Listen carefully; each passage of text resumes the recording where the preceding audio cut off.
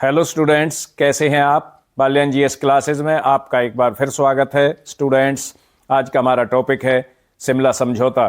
शिमला समझौता international relation का एक महत्वपूर्ण टॉपिक है तथा यह एनसीईआरटी के 12वीं कक्षा के सिलेबस में भी दिया हुआ है। आज की क्लास में हम शिमला समझौता के संबंध में जिन महत्वपूर्ण बिंदुओं पर डिस्कशन करेंगे, मैं उनके बारे में आपको बता दूं। शिमला समझौता क्या है, यह समझौता कब हुआ, इस समझौते पर हस्ताक्षरकर्ता कौन थे, शिमला समझौते के क्या उद्देश्य थे, इसके प्रमुख प्रावधान क्या हैं। तो आइए आज की क्लास में इन बिंदुओं पर डिटेल से डिस्कस करते हैं। शिमला समझौता क्या है। 1971 के भारत पाकिस्तान युद्ध के बाद भारत में हिमाचल प्रदेश के शहर शिमला में एक संधि पर हस्ताक्षर हुए। इसे ही शिमला समझौता कहा जाता है। मैं आपको बता दूं कि 1971 में भारत और पाकिस्तान के बीच युद्ध हुआ था। यह युद्ध पूर्वी पाकिस्तान, वर्तमान समय में जिसे बांग्लादेश कहा जाता है, इसके संबंध में भारत और पाकिस्तान के बीच युद्ध हुआ था। वह युद्ध दिसंबर 1971 में हुआ था। उस युद्ध के लगभग 6 महीने बाद भारत और पाकिस्तान के बीच हिमाचल प्रदेश के शहर शिमला में एक संधि पर हस्ताक्षर हुए। इसे ही शिमला समझौता कहा जाता है। यानी शिमला समझौता भारत और पाकिस्तान के बीच में हुआ था और यह भारत के शिमला में हुआ था, इसलिए इसे शिमला समझौता कहा जाता है। शिमला समझौते का पूरा नाम मैं इंग्लिश में आपको बता दूं कि शिमला समझौते का पूरा नाम क्या है। Agreement between the government of India and the government of Islamic Republic of Pakistan on bilateral relations. यह समझौता कब हुआ। शिमला समझौता 2 जुलाई 1972 को हुआ था।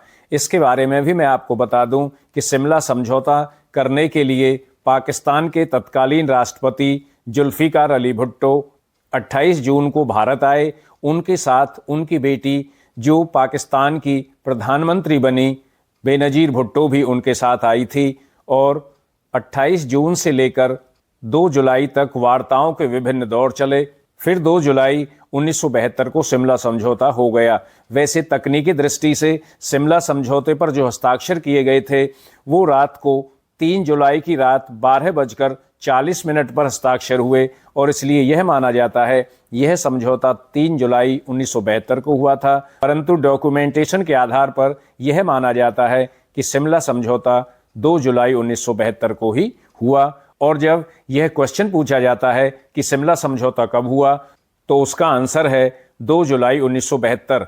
इसका तात्पर्य है कि शिमला समझौता 2 जुलाई 1972 को हुआ था और यह समझौता भारत और पाकिस्तान के बीच हुआ। यहाँ पर यह भी एक बहुत ही महत्वपूर्ण प्रश्न बन जाता है कि शिमला समझौता किन देशों के बीच में हुआ।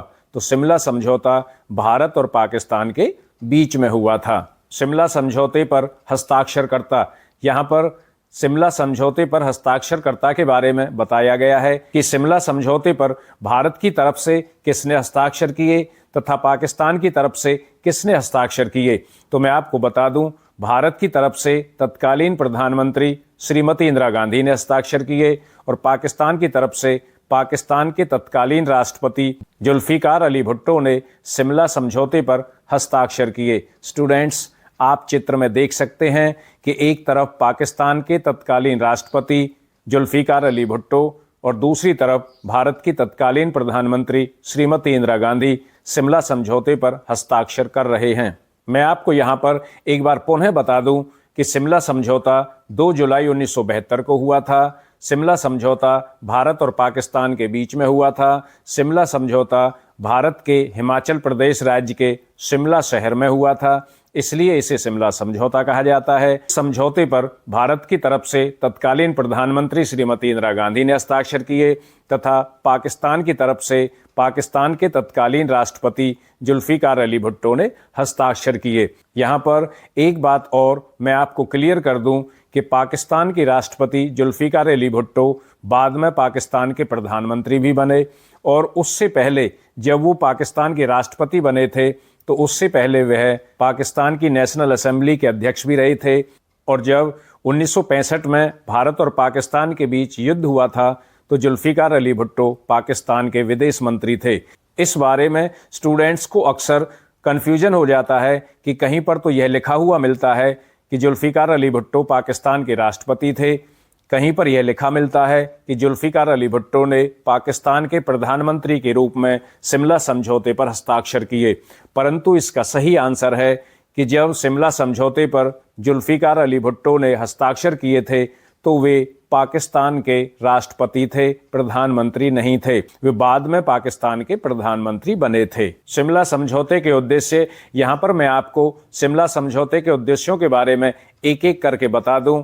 नंबर 1, युद्ध के बाद दोनों देशों के बीच शांति स्थापित करना और भविष्य में संबंधों को सामान्य बनाना शिमला समझौते का पहला उद्देश्य था। इसका तात्पर्य है युद्ध के बाद दोनों देशों में शांति बनी रहे और आगे भी भविष्य में दोनों देशों के बीच संबंध मधुर बने रहें, संबंध सामान्य बने रहें, ये शिमला समझौते का उद्देश्य था। नंबर 2, भारत के द्वारा द्विपक्षीय समाधान की दिशा में काम करके पाकिस्तान को कश्मीर विवाद को वैश्विक विवाद बनाने से रोकना।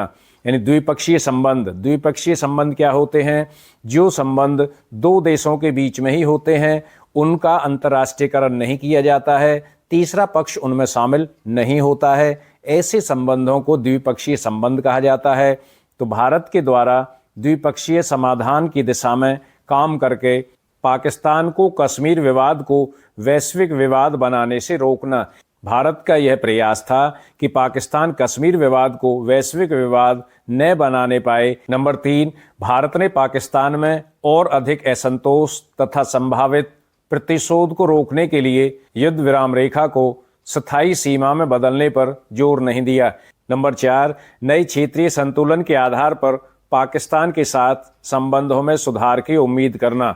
इसका तात्पर्य है कि नए क्षेत्रीय संतुलन के आधार पर पाकिस्तान के साथ भारत के संबंध मधुर बने, भारत के संबंध पाकिस्तान के साथ अच्छे रहें, अच्छे संबंध भारत और पाकिस्तान दोनों देशों के बीच में बने और किसी भी विवाद का समाधान द्विपक्षीय बातचीत के आधार पर किया जाए। शिमला समझौते के मुख्य प्रावधान, यहाँ पर शिमला समझौते के मुख्य प्रावधानों के बारे में हम डिस्कस करेंगे कि शिमला समझौते में क्या क्या प्रावधान रखे गए थे, किन किन विषयों के संबंध में शिमला में समझौता हुआ। दोनों देश अपने संघर्ष और विवाद समाप्त करने का प्रयास करेंगे तथा उप महाद्वीप में स्थायी मित्रता के लिए कार्य करेंगे।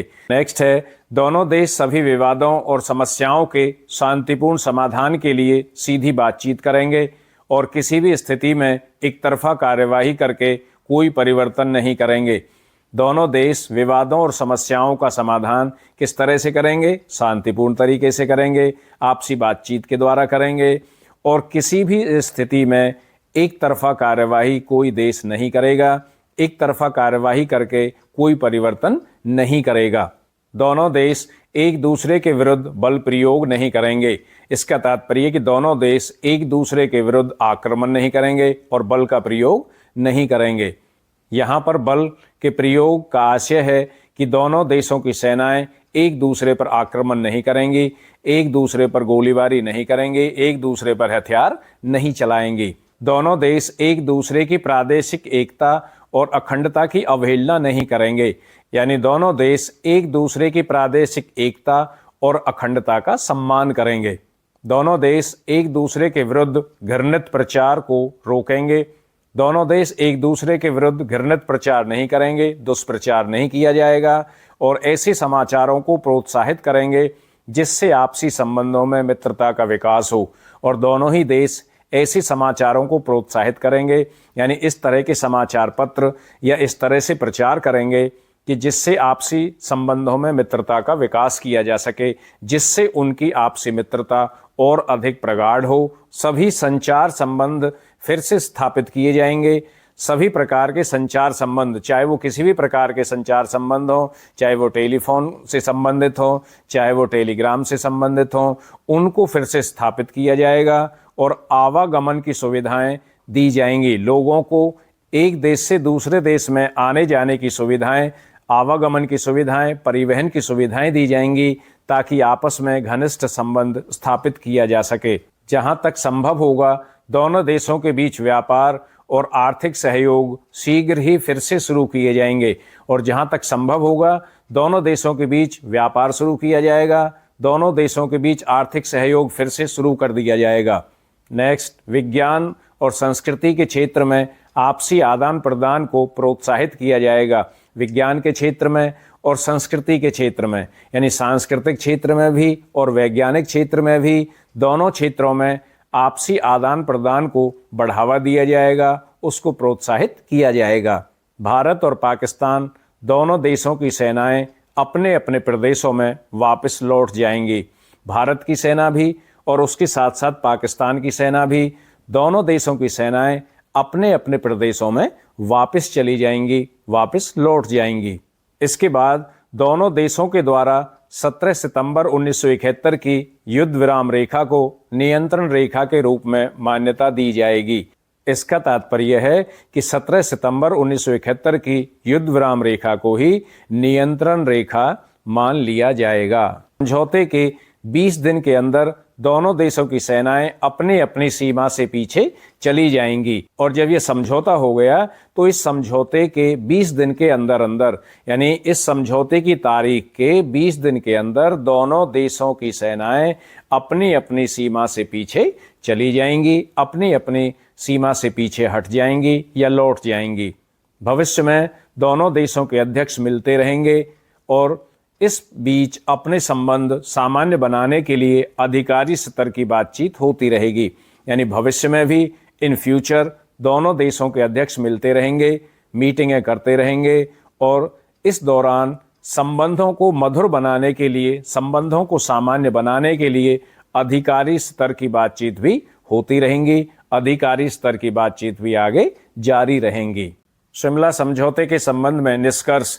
शिमला समझौते के संबंध में निष्कर्ष के रूप में हम ये कह सकते हैं कि भारत और पाकिस्तान दोनों ही देशों ने शिमला में समझौता करके 1971 के युद्ध के बाद जो कड़वाहट थी, जो मनमुटाव था और जो संघर्ष की स्थिति थी, उसको कम करने का प्रयास किया था। परंतु यदि निष्कर्ष रूप में हम यह कहें कि क्या इस समझौते के उपरांत भारत को कोई लाभ हुआ था, कोई फायदा हुआ था, तो हम कह सकते हैं कि शिमला समझौते के बाद भारत को कोई विशेष लाभ नहीं हुआ था, क्योंकि भारत ने 1971 के युद्ध के दौरान पाकिस्तान के लेफ्टिनेंट जनरल नियाजी के नेतृत्व में लगभग 93,000 सैनिकों को बंदी बना लिया था और उनसे आत्मसमर्पण करवाया था। शिमला समझौते के अंतर्गत उन 93,000 सैनिकों को भी भारत को छोड़ना पड़ा। भारत ने उन सैनिकों को पाकिस्तान को सौंप दिया। तो इस तरह हम कह सकते हैं यह समझौता भारत के लिए कोई विशेष रूप से लाभकारी नहीं रहा। और इसके साथ साथ हम ये कह सकते हैं कि पश्चिमी पाकिस्तान की लगभग 5,000 वर्ग किलोमीटर की भूमि, जिस पर भारत ने 1971 के युद्ध के दौरान कब्जा कर लिया था, वह भूमि भी भारत को छोड़नी पड़ी। और इसके बावजूद भी पाकिस्तान अपनी हरकतों से बाज नहीं आया। वह पहले से ही जिस तरह भारत के खिलाफ दुष्प्रचार करता आया है, उसी प्रकार का दुष्प्रचार वह भारत के खिलाफ अब भी कर रहा है। इस तरह हम कह सकते हैं कि शिमला समझौते के बाद भी भारत को कोई विशेष लाभ नहीं हुआ। परंतु हम यह भी कह सकते हैं कि शिमला समझौते में यह बात रखी गई थी कि कश्मीर विवाद के साथ साथ अन्य विवादों को भी भारत और पाकिस्तान के बीच द्विपक्षीय आधार पर ही सुलझाया जाएगा। इसको अंतर्राष्ट्रीय विवाद नहीं बनाया जाएगा। तो भारत अपने इस मकसद में अवश्य कामयाब हो गया कि कश्मीर विवाद के साथ साथ भारत और पाकिस्तान के बीच जो अन्य विवाद थे वे द्विपक्षीय आधार पर ही सुलझाए जाएंगे। पाकिस्तान उनका अंतर्राष्ट्रीयकरण नहीं करेगा। तो भारत ने इस संबंध में अवश्य ही सफलता पाई कि कश्मीर विवाद भारत और पाकिस्तान के बीच का द्विपक्षीय विवाद है और इसका समाधान भारत और पाकिस्तान दोनों मिलकर करेंगे। परंतु इसके बावजूद भी पाकिस्तान ने कश्मीर विवाद को अंतर्राष्ट्रीय स्तर पर उठाने में कोई कसर नहीं छोड़ी और पाकिस्तान ने कश्मीर विवाद के साथ साथ भारत और पाकिस्तान के मध्य अन्य विवादों को भी अंतर्राष्ट्रीय बनाने के लिए भरसक प्रयास किया और वह अपनी हरकतों से बाज नहीं आया। परंतु फिर भी निष्कर्ष रूप में यह कहा जा सकता है, जो जुल्फिकार अली भुट्टो यह कहता था कि हम घास की रोटियां खाकर भी वर्षों तक भारत के साथ युद्ध करेंगे, यह अपने मंतव्य में सफल नहीं हुआ और उसके बाद पाकिस्तान भारत के खिलाफ अपना दुष्प्रचार जारी रखने के बावजूद भी अपने उद्देश्य में सफल नहीं हो पाया।